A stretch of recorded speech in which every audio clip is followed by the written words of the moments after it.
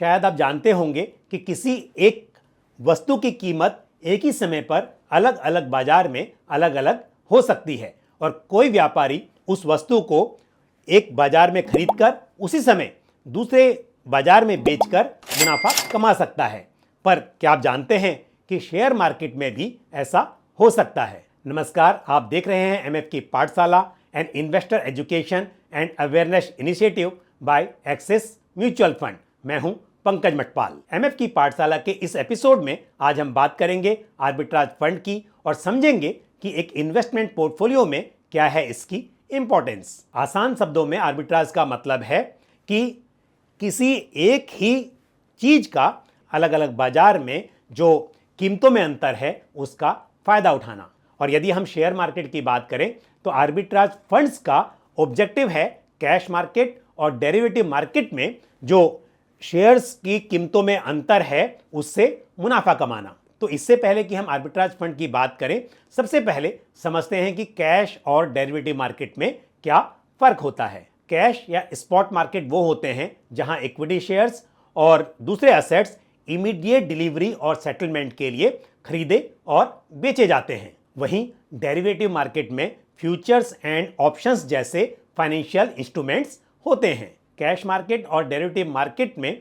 Share की कीमतों में फर्क देखा जा सकता है। आर्बिट्राज फंड्स के फंड मैनेजर्स ऐसी अपॉर्चुनिटीज देखते हैं जहां सेम असेट कैश मार्केट और डेरिवेटिव मार्केट में अलग अलग प्राइस पर ट्रेड कर रहे हों।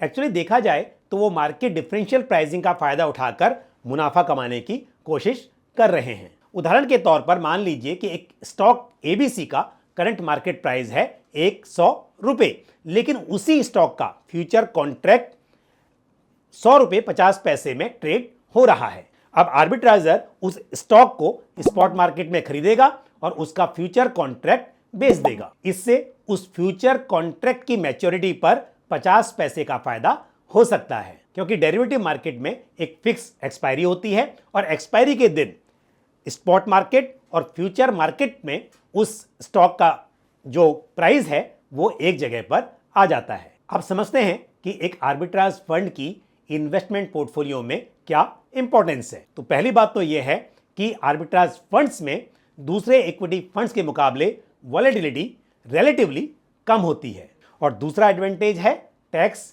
Efficiency. Arbitrage funds in general इस तरह से डिजाइन किए जाते हैं कि ये मार्केट न्यूट्रल रह सकें।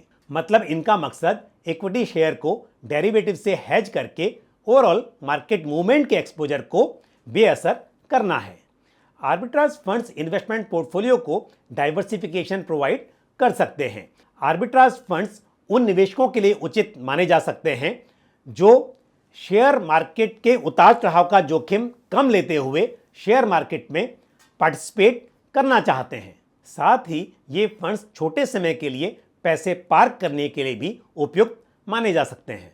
मौजूदा टैक्स नियमों के अनुसार यदि एक आर्बिट्राज फंड की यूनिट्स को अलॉटमेंट से 1 साल तक होल्ड करने के बाद बेचा जाता है तो उस पर होने वाला capital gain long term capital gain कहलाता है। और एक फाइनेंशियल ईयर में इक्विटी और इक्विटी ओरिएंटेड म्यूचुअल फंड्स, यहां तक कि आर्बिट्राज फंड्स पर भी पूरे एक फाइनेंशियल ईयर में 1 लाख रुपए तक के लॉन्ग टर्म कैपिटल गेन पर कोई टैक्स नहीं लगता, यह एग्जेम्प्टेड होता है। और 1 लाख रुपए से ऊपर का जो अमाउंट है, जो लॉन्ग टर्म कैपिटल गेन है, उस पर 10% के रेट से long term capital gain tax applicable होता है।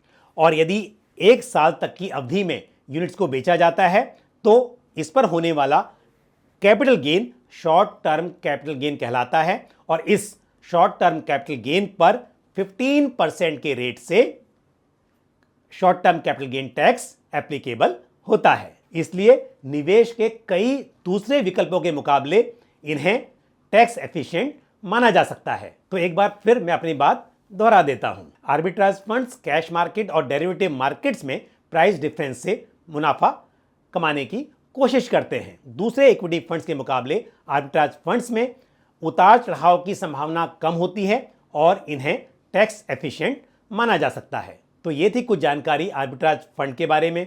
मुझे उम्मीद है ये जानकारी आपको पसंद आई होगी। म्यूचुअल फंड से जुड़ा हुआ आपका कोई भी सवाल या सुझाव हो तो आप कमेंट बॉक्स में पोस्ट कर सकते हैं। एमएफ की पाठशाला की इस एपिसोड में इतना ही। अगले एपिसोड में फिर किसी इंपॉर्टेंट टॉपिक के साथ आपसे मुलाकात होगी। नमस्कार।